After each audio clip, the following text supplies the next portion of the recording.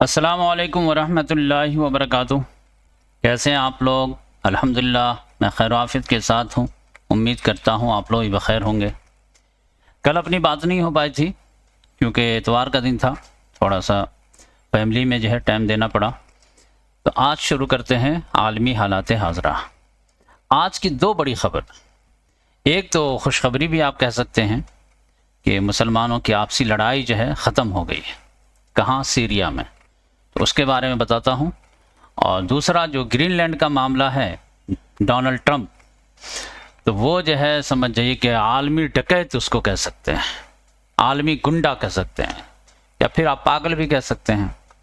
लेकिन वो कंट्रोल में आने के लिए बिल्कुल तैयार नहीं है और अब जो है अपने ही इत्तेहादी ममालिक पर टैरिफ ठोक दिया है। आज 1 फरवरी से बोला है 10% टैरिफ यूरोप के 8 ममालिक पर, जो नेटो ममालिक। तो उसकी तफसील बताते हैं। तो पहले चलिए सीरिया की जो है बात कर लेते हैं। चलिए पहले डोनाल्ड ट्रंप की बात कर लेते हैं। ये तो समझ जाइए कि लग रहा है कि तीसरी आलमी जंग छेड़ के रहेगा।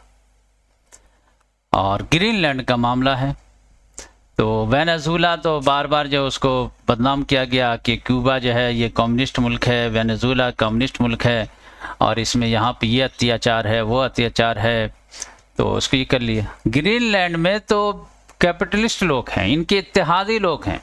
यूरोप में सबसे ज़्यादा अगर प्रो अमेरिका है तो डेनमार्क, और उसकी हालत ख़राब कर दी हुआ और डेडलाइन दे दिया कि जो भी मुखालफत करेगा ग्रीनलैंड को टेक ओवर करने में, लेने में, उसका नाम वो ख़रीदना दे रहा है लेकिन वो असल में जो कब्ज़ाई है, तो उस पर मैं टैरिफ लगाऊंगा। और 1 फरवरी से 10% और ये जून से जो है ये 25% हो जाएगा। उस वक्त तक रहेगा जब तक वो जो है डेनमार्क और ग्रीनलैंड वाले हमसे बेचने के लिए तैयार ना हो जाएं ग्रीनलैंड को। ग्रीनलैंड वाले जो है प्रोटेस्ट कर रहे हैं। एक तो आबादी ही कम है, 56-57 हज़ार आबादी है, उसमें से जो है बहुत सारे लोग निकले, पूरा भरा हुआ था मजमा।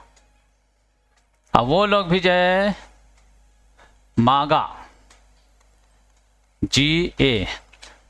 मागा ही के तहत जो है प्रोटेस्ट कर रहे हैं। लेकिन ये मागा अलग है। डोनाल्ड ट्रंप का मागा जो है मैक अमेरिका ग्रेट अगेन, और ये लोग ग्रीनलैंड वाले कह रहे हैं कि मैक अमेरिका गो अवे, यानी अमेरिका को यहां से भगाओ। तो ये जो है नारा लगा रहा है। अब डोनाल्ड ट्रंप ने टैरिफ मार दिया है, समझिए कि फिनलैंड पे मारा है, नॉर्वे पे मारा है, यूके पे मारा है, जर्मनी पे मारा है, फ्रांस पे मारा है, सब पे जो लगा दिया है 8 ममालिक पे। यही लोग जो है बढ़ चढ़ के मुखालफत कर रहे थे। इन लोगों ने सिंबॉलिक तौर पर जो है फोर्स भी भेज दी है 30-35 के करीब। अब 30-35 से क्या होता है, लेकिन ये जो है एक सिंबॉलिक है। और 1-2 फौज को भी मार दे तो समझिए कि उस पर हमला हो गया, और हमला हो गया तो नेटो में है कि एक पे हमला सब पे हमला। तो इस वजह से वो उसकी तादाद मत देखिए, वो समझिए कि अलामती तौर पे है, लेकिन अगर ऐसा हो गया तो मामला गड़बड़ हो जाएगा। तो अब यह है कि डोनाल्ड ट्रंप जो है ग्रीनलैंड तो ले लेगा, लेकिन यह है कि फिर नेटो जो है उसके टूटने का अंदेशा रहेगा। अच्छा, मज़े की बात यह है कि ये 8 ममालिक पे जो उसने लगाया है तो इसमें कनाडा पे नहीं लगाया है, जबकि कनाडा भी जो है मुखालफत कर रहा है कि ग्रीनलैंड जो है ग्रीनलैंड लोगों का है। अब इस पे क्यों नहीं लगाया है? या तो उससे डर रहा है या फिर उसको अपना ही समझ रहा है कि कनाडा पे लगाने की क्या ज़रूरत है, उसको जो कमज़ोर करने की क्या ज़रूरत है। आज न कल तो वो तो अपना ही होना है। आप लोगों का क्या ख्याल है? तो ये अमेरिका जो है 50 स्टेट्स जो बना है तो वो ऐसे ही बना है। पहले 13 ही स्टेट्स जो आज़ाद हुआ था 1783 वगैरह में, लेकिन धीरे धीरे लुधियाना वगैरह जो है वो फ्रांस से ख़रीदा, फिर टेक्सास वगैरह को किया, फिर जो अलास्का जो है लास्ट ख़रीदा है, ये समझ जाइए रशिया से 1867 में ख़रीदा शायद, और अब जो है ग्रीनलैंड को ख़रीदने की बात कर। तो डोनाल्ड ट्रंप कह रहा है कि मैं कोई नया नवेला सदर नहीं हूं जो मैं जो है ग्रीनलैंड लेने की बात कर रहा हूं। मैं पहले टर्म में भी बात किया था और सेकंड टर्म में भी बात कर रहा हूं, और 150 साल से अमेरिकन सुदूर जो है इसको लाने की कोशिश कर रहे हैं, लेकिन वो डेनमार्क वाले दे ही नहीं रहे। वो एक ही कहते हैं, Greenland not for sale, Greenland not for sale. तो अब यह है कि सीधे उंगली से घी नहीं तो फिर टेढ़ी कर देते हैं। तो ग्रीनलैंड में आप जान लीजिए कि मामला क्या हुआ था कि अमेरिकन बेस भी है यहाँ पे। इन लोगों का मुआहदा हुआ था 1951 में। वो अमेरिका के जो है यहाँ पर जो है प्रेजेंस कैसे हुई वो मैं आप लोगों को बताता हूँ। पहले तो कहता था कि बेच दो, लेकिन वो मना करते थे। और ये समझिए तो ये मामला क्या हुआ कि जब सेकेंड वर्ल्ड वॉर शुरू हुआ है 1939 से लेकर के 1945 तक, 1945 तक, तो इसमें क्या हुआ था कि जर्मनी ने डेनमार्क पर कब्जा कर लिया और ये हिटलर के अंडर में आ गया। तो अब ये ग्रीनलैंड जो है डेनमार्क के अंडर में था और डेनमार्क जो जर्मनी के अंडर में था। तो इस वजह से अमेरिका, ये जो डेनमार्क का एक डिप्लोमेट्स था, उसने मुआहदा कर लिया अमेरिका से ग्रीनलैंड के ताल्लुक से। तो इसको गुड बिट्रेयल बोलते हैं, अच्छा धोखा। तभी से अमेरिका का जो है यहाँ पर दखल होना शुरू हुआ। फिर जब 1945 में जंग ख़त्म हुई, हिटलर जो है सुसाइड वगैरह करके चला गया, तो फिर हैरी ट्रूमैन जो है उसने डेनमार्क को ऑफ़र दिया कि ये ग्रीनलैंड को जो है तुम बेच दो मुझसे $100 मिलियन डॉलर में। तो उस वक्त भी डेनमार्क वाले ने जो है मना कर दिया कि नहीं, हम नहीं बेचेंगे। ये बात जो है लीक हुई 1991 में, लेकिन ये बात जो है 1946 की है, 1946 की, यानी जंग अजीम दोम ख़त्म होने के 1 साल बाद। लेकिन ये बात लीक हुई है कि ये बात ऑफ़र हुई थी 1991 में। इसके बाद अमेरिका ने कहा अच्छा ठीक है, नहीं बेचते हो तो हमारा जो है कोल्ड वॉर शुरू हो गया है यूएसएसआर से, तो उससे जो है रोकने के लिए जो है तुम ग्रीनलैंड में हमें मिलिट्री बेस कायम करने दो और आओ हम और तुम एक खुसूसी जो है मुआहदा कर लेते हैं। एक तो नेटो है ही और एक खुसूसी जो है डिफेंस मुआहदा कर लेते हैं। तो खुसूसी डिफेंस मुआहदा इन लोगों ने किया। उस मुआहदे के तहत फिर अमेरिका ने यहाँ पर मिलिट्री बेस वगैरह बनाया ताकि इधर से अगर यूएसएसआर वाले हमला करें तो अमेरिका उसका जो है डिफेंस कर सके। तो ये मामला चल रहा था। अब यह है कि इधर आकर के जो है इसकी सख्त ज़रूरत पड़ गई है, तो वो मैं कई मरतबा बता चुका हूँ, उसको रिपीट करने की ज़रूरत नहीं है। 3 फैक्टर है जिसके वजह से अमेरिका के लिए जो है बहुत ज़्यादा ज़रूरी वो समझने लगा है।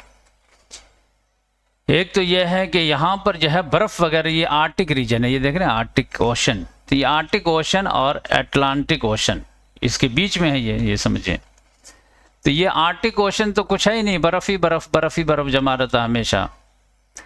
तो अब यहाँ पर जो है बर्फ़ तेज़ी से पिघलना शुरू हुआ है। तो इधर से कोई आ नहीं सकता था, नहीं जा सकता था, बर्फ़ ही बर्फ़ रहता था। अब ये पिघलना तेज़ी से शुरू हो गया है, तो गर्मी में जो है यहाँ पर बर्फ़ पिघल करके रास्ता बन जाता है। तो इन लोगों को एक अल्टरनेट भी मिल गया रशिया के लिए, चाइना के लिए, कि यहाँ से ऐसे करके जो है ऐसे यूरोप में पहुँचा सकते हैं माल। तो यहाँ पर जो है बहुत टेंशन रहता है, यहाँ पे टेंशन रहता है, यहाँ पे टेंशन रहता है। तो एक ये मामला है। कनाडा को भी लगा कि इधर से भी लोग आ सकते हैं और मुझे भी एक रूट मिल जाएगा। तब सुएज़ कैनाल से जैसे इन लोगों की कमाई होती है वैसे इससे हमारी कमाई होगी। तो एक तो रूट जो है बर्फ़ पिघलने की वजह से रूट जो है एक बहुत ही, यानी एक अल्टरनेट भी मिल गया तो बहुत है ना, क्योंकि दुनिया में जो है ना तिजारतें बहुत तेज़ी से बढ़ रही है। सामान बेपनाह जो है यहाँ से वहाँ, वहाँ से यहाँ लोग ख़रीद रहे हैं, एक एक चप्पल, 10-10 चप्पल, ये सारी चीज़। तो अब ये एक रूट है तो एक और रूट मिल जाए। दूसरी बात यह है कि यहाँ पर जो है जब बर्फ़ पिघल रहा है तो उसके नीचे जो है बड़े बड़े ख़जाने नज़र आ रहे हैं, ख़ास तौर से लेटेस्ट दौर के ख़जाने, यानी रेयर अर्थ मिनरल, यानी ऐसे कीमियाई धातु वगैरह या नायाब धातु वगैरह या सामान वगैरह जो आजकल जो है लेटेस्ट वेपन जो बन रहा है उसके लिए बहुत ज़्यादा ज़रूरी है। आर्टिफिशियल इंटेलिजेंस टेक्नोलॉजी के लिए बहुत ज़्यादा ज़रूरी है। फिर इलेक्ट्रिकल व्हीकल वगैरह में जो बैटरी वगैरह लगती है उसके लिए बहुत ज़रूरी है। तो उस पर जो है आप समझिए कि चाइना की मोनोपोली है। अब यहाँ पर बगल में जो है बहुत ज़्यादा दरियाफ्त हो रहा है, तो अमेरिका को जो है लग रहा है कि यहाँ पर जो है चाइना के मोनोपोली को हम तोड़ सकते हैं और इसमें जो है कब्ज़ा कर लेते हैं। और तीसरे नंबर पर उन लोगों को लगता है कि ये जो है मिलिट्री पॉइंट ऑफ व्यू से भी बहुत अहम है कि यहाँ पर अगर हम डिफेंस सिस्टम वगैरह लगा देते हैं, रडार सिस्टम वगैरह लगा देते हैं, तो चाइना अमेरिका अगर हम पे हमला भी करना चाहे तो पहले ही पता चल जाए। तो मिलिट्री, और अगर यहाँ पर रहेंगे हम तो फिर ये इसको भी हम आराम से कंट्रोल कर सकते हैं और इसको भी कंट्रोल कर सकते हैं। तो ये भी बहुत बिजी रूट है। अब अमेरिका यहाँ से तो कंट्रोल करना मुश्किल है, लेकिन यहाँ पर बैठ जाए तो बहुत ज़्यादा आराम से कंट्रोल कर सकता है। तो इस वजह से ये है। अब यूरोप वाले कह रहे हैं कि हम आपका दामन ही पकड़े थे अपनी तहफ़्फ़ुज़ के लिए, अब जो है महाफिजी जो है चोर बन गया है, तो हम कैसे काम करें। तो अब ये लोग आवाज़ उठा रहे हैं। ख़ास फ्रांस को तो हमेशा से जो है लड़ाई रहती है, क्योंकि अपने आप को वो सुपर पावर समझता है, तो उसको यूके से भी नहीं बनती है और अमेरिका से भी नहीं बनती है। तो इसमें भी पेश जो है वो इमैनुअल मैक्रोन ही है। तो अब वो कह रहा है कि भाई हम लोगों को तो लड़ना चाहिए और डिफेंस करना चाहिए, जो होगा देखा जाएगा। तो ये देखिए कि अमेरिका इस तरह की हरकत अगर करता है तो फिर यूरोप को भी कहीं रशिया और चाइना की तरफ ढकेल ना दे, जो मैं बार बार कह रहा हूँ। और इस तरह अमेरिका जो है वो खुद को सुकड़ता चला जा रहा, अपने एरिया में मजबूत हो रहा है, लेकिन पूरी दुनिया के जो है इत्तेहादियों को खो रहा है और वो लाएतबार बनता चला जा रहा है। तो ये आप समझिए। तो अब देखिए कि मामला क्या होता है। तो जॉर्जिया मेलोनी, अब आप समझ जाइए, अंदाज़ा लगाइए। जॉर्जिया मेलोनी जो डोनाल्ड ट्रंप की एक लिहाज से भक्त है, वो भी परेशान है कि ये क्या हो रहा है, अमेरिका क्या कर रहा है, किस पे टैरिफ लगा रहा, अपने इत्तेहादियों पे। तो ये एक एग्जाम्पल के तौर पर आप समझ लें। अच्छा, अब डोनाल्ड ट्रंप तो यूनाइटेड नेशन भी अपना बनाना चाह रहा, इस पर बहुत सारे लोग गौर नहीं किए हैं, लेकिन ये बहुत ही अहम मसला चल रहा। वो गज़ा के लिए जो बोर्ड ऑफ पीस बनाया है, वो समझिए कि गज़ा के कंट्रोल करने का एक पार्ट है, समझ जाइए। उसके आड़ में वो पूरी दुनिया का बादशाह बनना चाहता है, पूरी दुनिया का प्रेसिडेंट बनना चाहता है। बोर्ड ऑफ पीस में उसने अपने मन मुताबिक कहा कि ये बोर्ड ऑफ पीस जो बनेगा वो गज़ा को भी जो है, कुछ लोग देखेंगे टेक्नोक्रेट से ब्रांच बना देंगे, वो लोग देखेंगे यहाँ पे बकिया बोर्ड ऑफ पीस जो रहेगा उसमें 20 लोग रहेंगे और जहाँ जहाँ कन्फ्लिक्ट है उसमें रोल अदा करेंगे। और उसमें जो चेयरमैन होगा वो अमेरिका का प्रेसिडेंट नहीं होगा, वो डोनाल्ड ट्रंप होगा। और डोनाल्ड ट्रंप अमेरिका का प्रेसिडेंट रहे तो बहुत अच्छी बात है, ना रहे तब भी चेयरमैन रहेगा। और कोई टर्म वगैरह के नहीं, जब तक ताहयात रहेगा, जब तक दिमाग का, और अपना सक्सेसर भी वो खुद जो है नॉमिनेट करेगा। ये देख, और उसमें उसने अपने दामाद को रखा है, स्टीव विटकॉफ को रखा है, तो इस टोनी ब्लेयर को रखा है, यानी अपने पूरे जो है यहूदी लॉबी को रखा है। तब आप समझ जाइए। और 60 ममालिक को उसने जो है लेटर भेज दिया है कि अगर आप चाहते हैं तो आइए और बोर्ड ऑफ पीस में ज्वाइन कर लीजिए, मेंबर बन जाइए। तो बोर्ड ऑफ पीस जो है ये समझिए कि यूनाइटेड नेशन का एक अल्टरनेट बनने जा रहा। बनेगा या नहीं बनेगा अल्लाह बेहतर जानता है, लेकिन वो बोर्ड ऑफ पीस से गज़ा मत समझिए। गज़ा में एक और टेक्नोक्रेट टीम बना देगा, वो देखेगा ये बोर्ड ऑफ पीस जैसा 60 ममालिक को। और उसने कहा है कि ये बोर्ड ऑफ पीस का परमानेंट अगर मेंबर बनना है तो आपको $1,00,000 देना होगा, या 1 बिलियन क्या है, $1,00,000 समझिए, मुतशाबिह लग रहा। और अगर कोई नहीं दे पाता है तो फिर समझिए कि 3 साल के बाद उसका रिन्यूअल कराना पड़ेगा। तो 60 ममालिक उसने लेटर लिखा है, लेकिन पता नहीं अब जो उसके मानने वाले वफादार लोग हैं वो मान जाएंगे, लेकिन कनाडा वगैरह ने तो कहा कि नहीं हम स्टडी करेंगे। तो ये मैं अभी थोड़ा हल्का सा इशारा दे दिया हूँ कि बोर्ड ऑफ पीस अगर आप पढ़ें तो ये मत समझिए कि ये गज़ा के लिए जो है हुकूमत चलाने के लिए टीम है, ये पूरी दुनिया को चलाने का एक मंसूबा है, यानी पूरा दज्जाली निज़ाम एक जो है एक लिहाज से स्टेबल हो रहा है। तो देखिए इसमें उसको कामयाबी मिलती है या नहीं मिलती है, वो 2-4 रोज़ में इंशाल्लाह क्लियर हो जाएगा। अब ये खुशी की बात यह है, जो तुर्की के लिए भी खुशी की बात है और सीरिया के लिए भी खुशी की बात है। और बहुत सारे लोग जो है अहमद अशरा को सही नहीं समझते, हम लोग भी वेट एंड वॉच ही कर रहे हैं, लेकिन यह है कि अभी देखिए मुसलमानों का आपस में खून बहता है तो अच्छा नहीं लगता है, या किसी भी इनोसेंट का बहता तो अच्छा नहीं लगता है।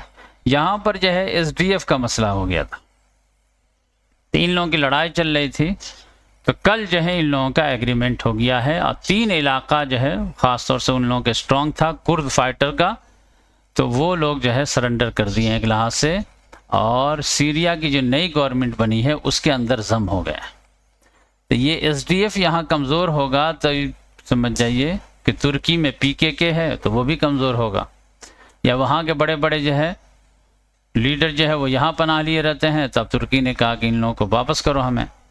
तो ये समझे तैयब अर्दगान को और अहमद अशरा को एक बहुत बड़ी कामयाबी मिली है कि सीरिया जो 2 हिस्सों में बटा हुआ था वो कल जो है रात में एक हिस्सा हो गया, यूनिफाइड हो गया है। ये बहुत बड़ी खबर है, लेकिन हम लोग इसको जो है नहीं समझ पाएंगे उतना। ये देखिए अल जजीरा ने भी फर्स्ट ही लगाया, Syria announces ceasefire agreement with Kurd led SDF after heavy fighting. तो ये पूरा जो है मजमून आप पढ़ सकते हैं, और ये बहुत ही रक्का वगैरह का मामला जो है, देर अज़ूर का मामला और हसा का, ये 3 इलाका जो है वो सरेंडर किया। और ये लोग मान ही नहीं रहे थे, लेकिन वो लोग भी ज़िद पे थे कि नहीं, पूरे जो है मुल्क में जो है वो समझे कि समा जाना है, तो उस लिहाज से वो लोग समाने के लिए तैयार हो गए। तो ये चंद बातें थी जो सोचा मैं आप लोगों से शेयर कर दूं।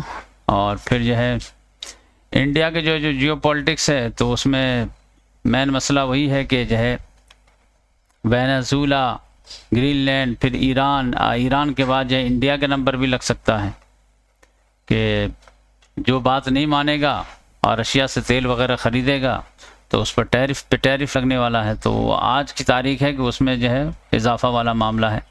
तो ये कल परसों में कवर करेंगे। ये मैं सोचा इस पे मेरा बहुत टाइम चला गया बोर्ड ऑफ पीस को समझने में कि ये क्या है और ये क्या चाहता है। तो ये मैं सोचा कि आज शेयर कर देता हूँ, बाकी तफसील से इंशाल्लाह कल बात करेंगे। जज़ाकल्लाह।